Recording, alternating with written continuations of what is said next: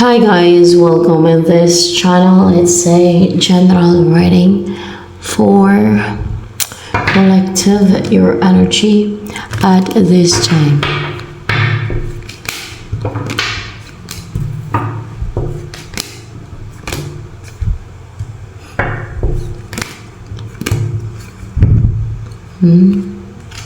So hindi na makapang-destroy, hindi na makapang-manipulate, hindi na makapang-control ang mga magician. Alam niyo magician? Lagi ko sinasabing magician dito sa reading yung mga gumagawa ng witchcraft. Mapabulong man, palipad hangin, barangkulam, any form of witchcraft. Yan ay yung mga witches or wizard, no? Anyone na gumagawa ng witchcraft, any form of witchcraft. Of course, pag witchcraft may mga spell yan, ritual, o kahit spell lang, yan ay witchcraft yan siya. Form of witchcraft yan. So may mga spell, ritual, ganyan. O pag-summon, under dealing with demons, pati. So yan, iba-ibang klase ng witchcraft eh. So, yan. And hindi ka na nila mapatingga kasi hindi ka na nila makontrol. Hindi ka na nila parang makulong sa bahay mo ba? Hindi ka na nila malimitahan. Hindi ka na nila mapigilan. Hindi ka na nila ma-isolate sa bahay mo. Hindi ka na nila mapatingga. Ganon, hindi ka na nila mapatingga. And hindi ka na nila mapanatili na under sa control nila. Hindi ka na nila mapanatili sa kung saan ka natingga. And pwede ikaw to mag-reach out or may mag-reach out sa'yo. Or pwede din na yung page of Pentacles dito ay mag-umpisa na magkaroon ng growth sa kung saan mang area ng buhay mo, maaaring sa lahat na.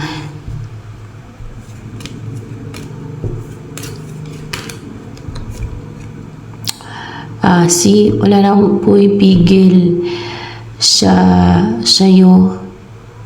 Wala nang pumipigil, like yung na-intimidate ka, guarded, defensive, yan ay isa sa pumipigil kasi yan ang isa sa kumukontrol, no, sa isang tao. Diba, hindi malaya yung mga ganun, yung guarded and defensive, na gawin ang gusto nila, may kumukontrol, may pumipigil. Yan ang isang manipulation, deceit na ginagawa ng mga witches and wizards ng mga tao na kinukontrol, minamanipulate nila. Hindi na nila mapigilan like you kung ano yung gusto mong gawin, no? Hindi na nila maharangan or hindi ka na maging defensive pa, hindi ka na maging guarded, ganun ba? Hindi na nila makontrol yung mga desisyon, mga gusto mong gawin sa buhay, and your mind as well, kasi yung utak din talaga na mayroon na tinatarget nila niyan kasi gusto na kontrolin, manipulahin, di ba?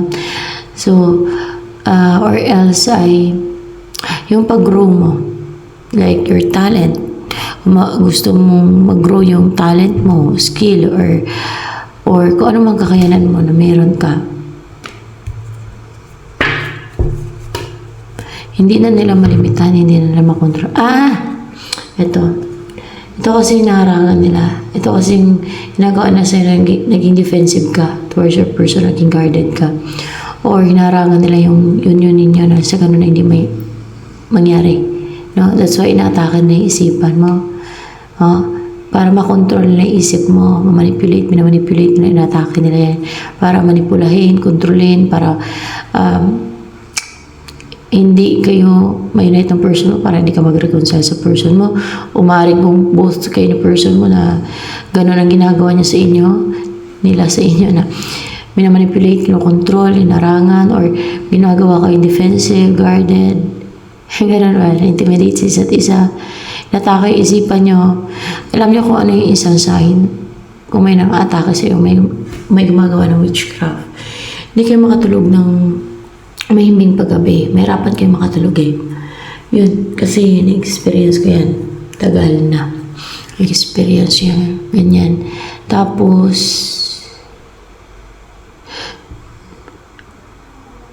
parang naging makalimutin din guys. Tsaka, parang minsan wala ka sa sarili ba? Parang lutang. Yung ganun.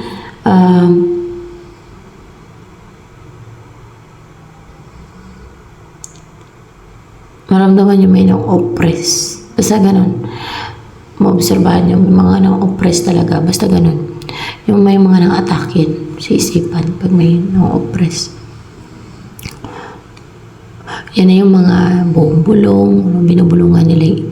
Siyempre may spell sila, may mga orasyon, may ritual na pasunurin ka nila sa gusto nila, no? Bulungan ka nila na utusan ka nila na siyempre may black magic eh. May spell yan, kaya nga witchcraft yan, any type of spell, witchcraft yan. Occult and witchcraft yan siya. Sa kadiliman talaga yan, mga ganyan. Ang nagturo niya ay fallen angels. Ay nagturo sa mga tao ng mga spells na yan. At syempre witchcraft, mga fallen angels. Walang tinuro ang God na witchcraft o spells o yung paggawa ng ritual sa mga tao, wala. Hindi God ang nagturo niyan. Hindi si Jesus Christ ang nagturo niyan, kundi ano yan siya guys, mga fallen angels. So, yun ang turo ng mga ganyan, mga spells, witchcraft, rituals, o basta ganun, mga uniform witchcraft. So, ayan, yan naman ang atake sa isipan ninyo or ni person mo, sa'yo. May mga signs yan. Isa nga sa sign nyo, hindi ka makatulog na mahimbing paggabi or mahirapan kang makatulog eh.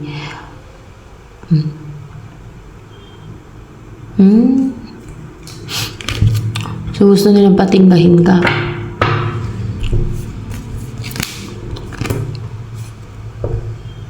Pero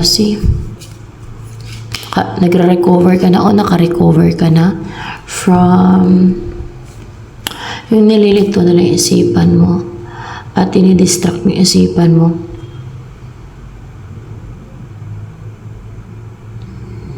Kung kaya hindi ka na pabagal-bagal, hindi na maging mabagal pa ang pagkilos mo, ang pag-take na mo ng action o ang pag-umpisa na ma-unite kayo o kung ano man yung gusto mo umpisahan o gawin. Hindi na nila hindi na mabagal yung pagkilos mo, pag-take mo ng action. Ganun.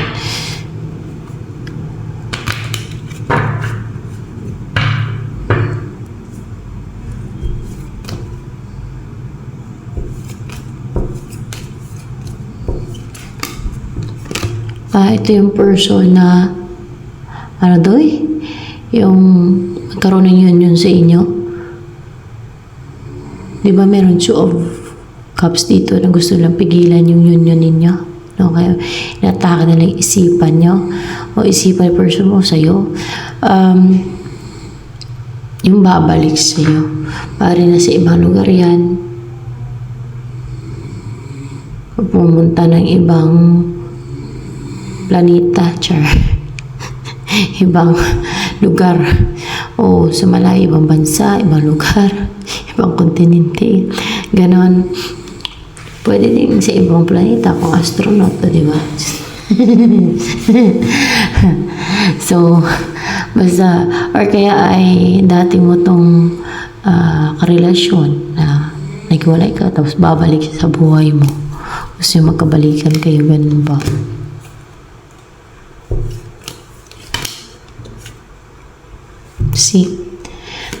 Kaya babalik to. May relasyon talaga kayo nito dati. Naghiwalay lang kayo kasi dahil sa deceit. Pinahiwalay kayo. So, yung hiwalayan ninyo, hindi nyo kagustuhan yun. Kumbaga, naghiwalay lang kayo dahil sa deceit na ginawa sa inyo. Deceit, scheme, of course, evil to mga gumawa niyan.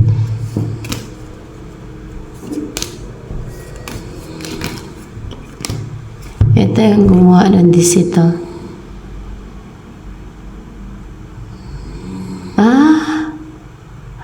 Fearless risk-taker. Nagtatake ng leap of faith. Kasi nanghinayang.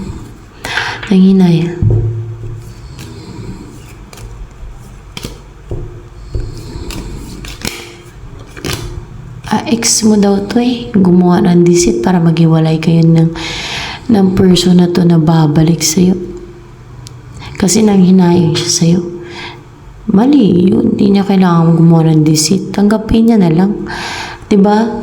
Kung meron ka ng bago, ba't hindi niya nalang antayin kung kailan kayo maghiwalay? Kung talagang maghiwalay kayo, ba't kailangan pa niyang gawa ng deceit? Talagang hindi din tama yung kanyang ginawa. Hindi makatwiran. Very injustice yun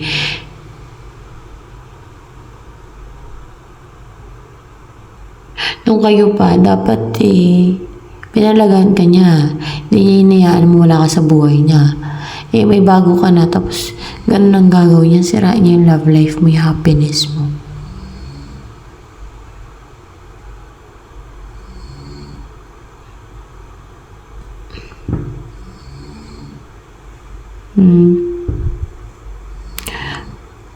Alam niyo guys, para maging masaya sa buhay, kung meron kayong mga ex, past person, ganun, kung hindi na din naman nakipag-communicate or wala na, kalimutan na lang para masaya yung buhay, peaceful yung isipan, hindi na yung gawa pa ng deceit. Kapahamak lang talaga ng kaluluwa yung mga ganyan, yung gagawa pa ng deceit. Baka witchcraft ang ginawa niya. Basta may ginawa siyang deceit. Meron siyang ginawang deceit itong past person mo na hermit. Ibig sabihin, ginusting ka nito. Tapos ginawan ka pa ng deceit. Or naisulit niyo yung sarili niya. Ayaw ko kausapin. Tapos gawan niya pa ng deceit yung relationship ninyo ni itong isa na to na babalik sa'yo. Grabe, no? Injustice talaga, Ito yung gumawa ng deceit.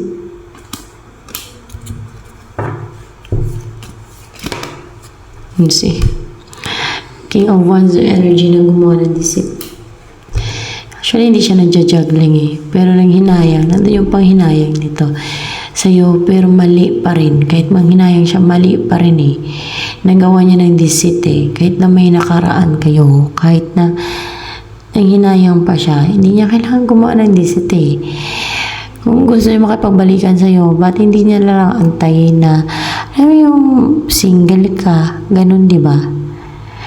Na, kung para talaga kayo sa isa't isa, magantay siya kung kailan ka single and ready na to be in a relationship again with that person, no? Kung gusto mo makipagbalikan sa kanya. Goal-driven to Brave, positive, fearless nga siya guys fearless deceitful naman.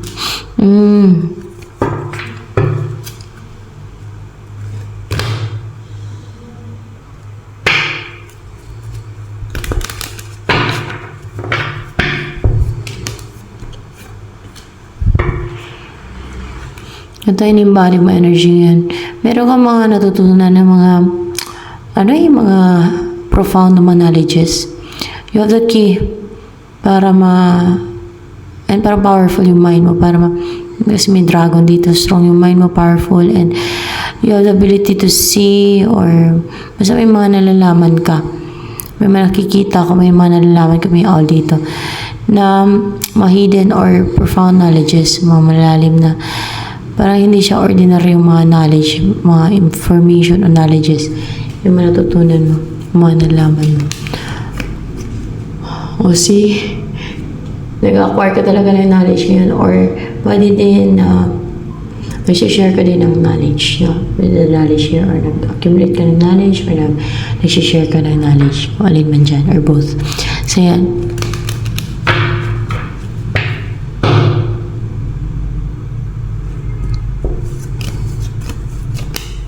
Ito ang nagustuhan sa'yo ng gumawa ng deceit sa inyo, nitong person na babalik sa'yo. Yung gumawa ng deceit kasi full of love, parang napaka-loving na energy mo, and because you're loving, care, affectionate, Parang you embody love. And parang napaka mapagmahal mo. Caring, loving, soft-hearted, kind-hearted, no? Kasi pink eh.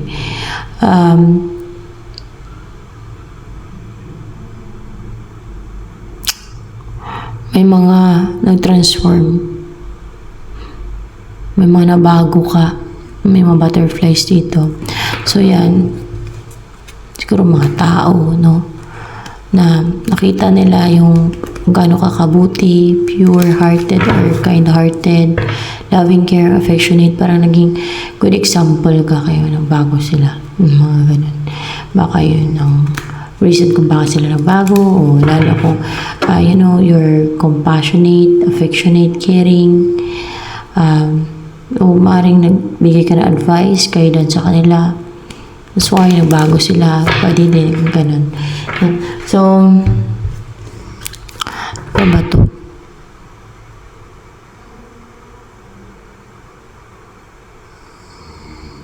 Baka na-inspire sila sa'yo sa mga ginawa mong kabutihan, how kind you are, how compassionate you are, how loving and caring and affectionate you are. Kaya nagbago sila.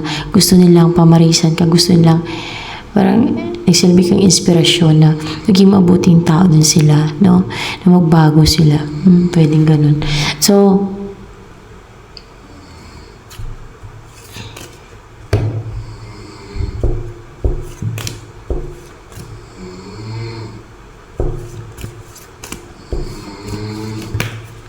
ito naman, yung person na magkaroon doon ng union sa inyo, na babalik sa'yo ay ito na gusto niya sa'yo kasi isa lang, masyadong madaming explanation yan. Kasi nga, you're strong and powerful and balanced. Yung iyong aura, chakras, your body and mind. Walang blockage sa pag-send ng messages, information, or command ng isipan mo sa katawan mo, o ng puso mo sa isipan mo. Ganun ba? Walang blockage. Kumaga, very clear yung aura mo, no? And balance as well. Kumaga, clarify natin.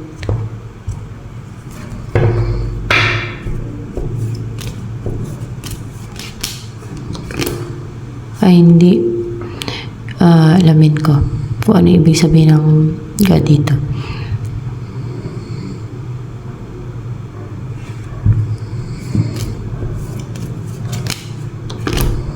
Hindi.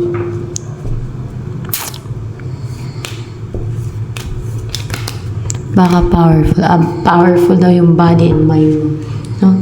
Kasi, mas maganda talaga pa-clarify ko sa God kasi siya nakakalam kung ano yung ibig niya sabihin sa card na nilalabas. So, yan. Dahil powerful daw ang iyong body and mind.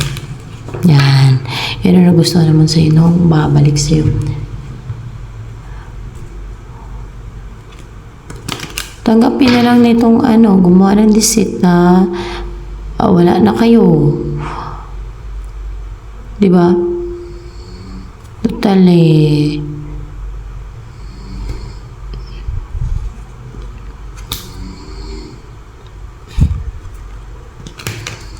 ginawa na siyang deceit. Bago na siya.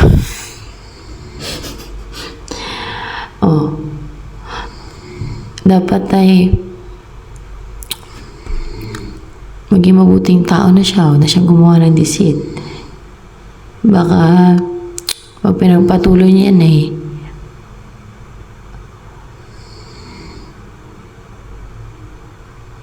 bigla na lang siya itapon sa impyerno. Gulat na lang siya.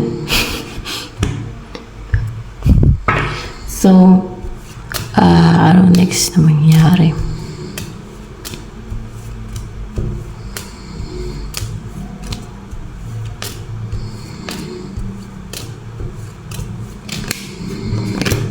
Ito ang next na mangyari daw sa inyo. So, there is yung beginning sa inyo ng person na magkaroon ng union sa inyo. Para magkita kayo sa tower or let's see. Lugar daw yan. Para mag-meet kayo dyan sa tower. Or dyan kayo magsama or magkita muna no? Sa tower na yan. O baka yung isa na sa tower habang kinokontak yung isa. Pwede din ganun.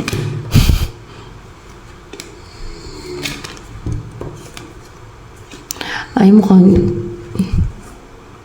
bubuo daw kayo ng pamilya. Kahit hindi agad-agad to mga next pa no? Next na mangyayari, ganun. And may whip, so you will be protected. Yung inyong pagsasama, pag nagsama na kayo, para mabilis ko rin ninyo ma-unite. Magkaanak ko. Tanggapin na lang ni deceitful. Next mo, na wala na kayo. Ganun lang talaga yun. Walang forever sa hindi nagsiseryoso. Kumaga, maaaring hindi ka sineryoso niyan, kaya nawala ka sa buhay niya. Kasi inalaw niya mawala ka Nayaan niya mawala ka sa buhay niya Tapos, nung meron ka ng bago, gagawa niya ng deceit para maghiwalay kayo. Pinapahiwalay nga kayo Oo.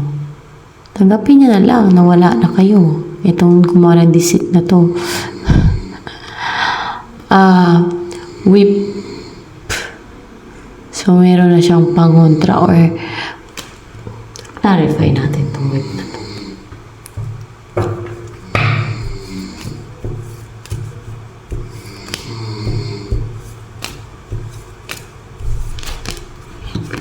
So, meron kayong maging pangontra sa gumagawa ng deceit o sa mga gagawa ng deceit sa inyo. So, yan. Kung may magprotekta, may pangontra kayo, ganun. O magkaroon kayo ng pangontra, no? Ayan din, tingnan nyo. Garden. Alam niyo yung whip, lalo yung latigo, takot ang mga demonyo dyan. Kahit aswang. Kasi di ba yung aswang ay demonyo yan. Kampo ng kadiliman. Gaya naman kukulam, witch wizard, ikampo ng kadiliman. Pero yung aswang talaga takot sila sa latigo. Yan ang takot sila sa latigo kahit sa mga movie, di ba? So yan, garden. Basta yung mga demonyo takot sila sa latigo. Yun ang alam ko. Kahit sa mga movie, sa mga fantasy movie, maging masaya kayo nitong person mo, yung maaliwala sa ang paligid ng titirhan ninyo, palagi kayo mamasyal sa ilalim ng puno, sa lugar na may mga bulaklak doon, para may matulips or kung ano mang klase ng bulaklak, no? Peaceful and komportable kayo. At mukhang maganda yung inyong pagsasama. Magkakaanak pa kayo. Baka magkaanak pa kayo niyan, no? O magkaroon pa kayo ng maraming anak.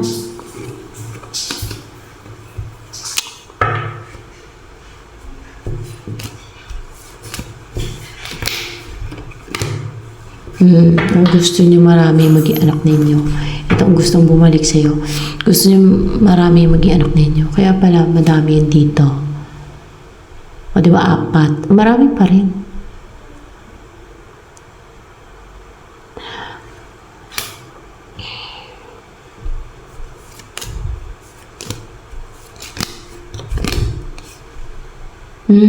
May huge offer siya, guys. Yun na yan. Magko-commit and gusto niyo ng relationship na may commitment talaga. Mag-umpisa talaga kayo na pumaganto na magsama, bubuo ng pamilya. Yun ang offer niyan sa'yo. Ano siya courageous and very, I think this is a Page of Swords. So, walang pangalan Brave and courageous, no? red and blue. And talagang goal niya, ito, mag-offer sa'yo. Very interested siya mag-offer na huge offer sa'yo.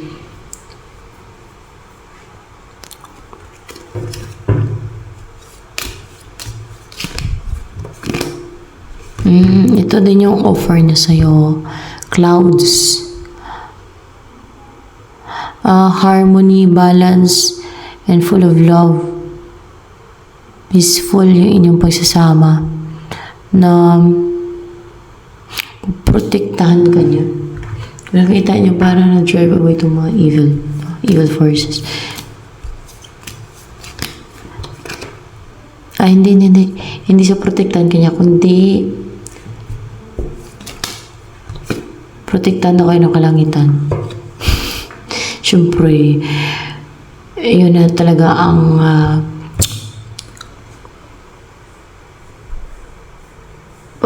makapagprotektahan sa tao pagdating sa mga ganyan. Yan. Pero hindi man yan sila makikita, guys, sa mamata natin, na mamata ng tao, yung mga evil forces.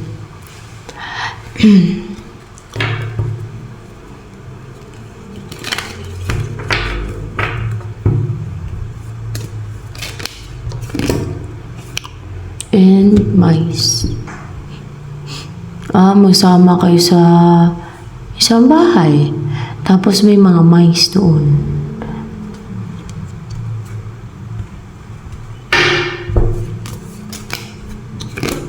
Tama, may mga daga doon sa bahay na yan.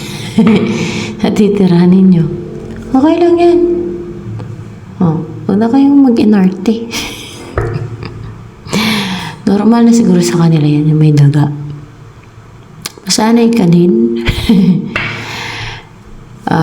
Importante, magmahalan kayo. Masaya kayo, peaceful. Kung hindi naman mangat-ngat, hindi naman mangat yung daga. Ay di, lagyan nyo ng may mga butas yung bahay na, lagyan nyo ng takip para hindi makapasok yung daga. Kung ayaw mo ng daga, di ba? O baka alaga yung talaga yung daga. Kaya may mga daga doon. Or else ay labas-pasok yung daga sa bahay na yan. Kahit simpleng buhay, kahit sa probinsya pa yan, kung marunong ka makontento, masaya ka eh. Hindi mo naman kailangan ikumpara yung buhay mo sa iba. Hindi ka maging masaya kung kumpara mo yung buhay mo sa iba. Kung gusto mo na ikaw yung pinaka, alam niyo, the best. Pinaka, angat, pinaka, magandang buhay.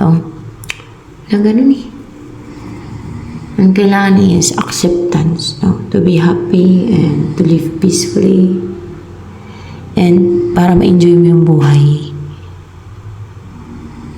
Kasi hindi lahat ng tao ay perfect ang buhay. O almost lahat ng tao hindi perfect ang buhay. Talaga may mga problems din minsan. No?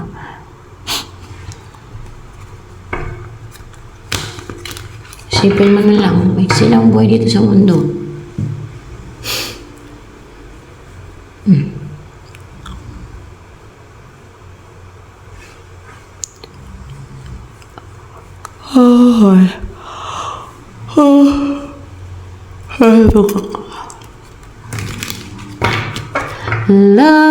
Love me, know that you love me. So,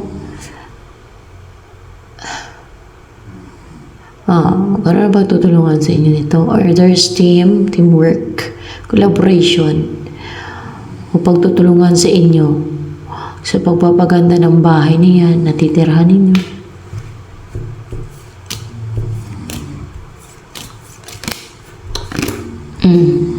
May pagtutulungan daw sa inyong dalawa para magpaganda yung bahay niyan. Baka luma ng bahay yan. Or basta may bahay na papagandahin nyo. Magtulungan kayo. Para hindi lang kayong dalawa ang magtulungan. Baka may mga like family niya. No? Tutulungan kayo magpaganda ng bahay na yan. Baka ancestral house yun siya ba? O diba? papagandahin niyo yung bahay na yan. So, kung ayaw mo ng daga, kung merong malusutan ang mga daga dyan, labas-pasok ang daga, ay takpan nyo na lang ang butas. Gano'n naman yun eh. Pwede nyo naman takpan, diba? Tapanan ng siminto. Kunwari, may mga butas-butas pa. Sumakanal, ganun. Maglaga ka ng pusa. Pero kung alaga ng person mo yan eh, ba't mo nun, baka mabait naman yung daga. So yan. Pero mga daga na ginagawang pet matatalino nga eh. Sa YouTube napanood ko. Kadalasan yung nag-alaga niyan mga Amerikana sa YouTube. Pero pag Pinoy, parang ayaw na mag-alaga niyan eh. Ayaw nang, lalo yung mga daga na native. Yung white mouse, pero nag-alaga para binibinta nila. Pero yung mag-alaga ng daga, na daga talaga, parang wala eh, di ba? Hindi yan siya kinikip na pet, o baka lang talaga, may mga daga na pag-alaga sa loob ng bahay na yan, nabaspas sa bahay na yan, no? Ay hinain ng mga kung makain nila, ganoon. Ganyan pag sa mga probinsya, di ba? May mga ganyan talaga. May mga daga, lalo kung sa mga lugar na may mga farm, may mga palayan, ganun. Normal na yan. So, there's equal give and take.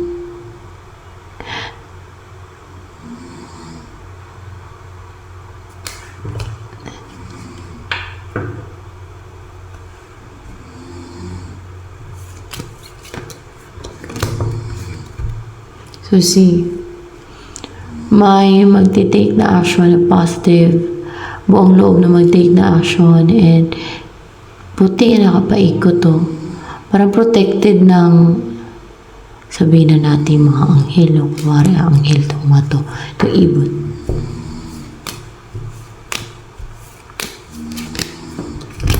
So, yan na.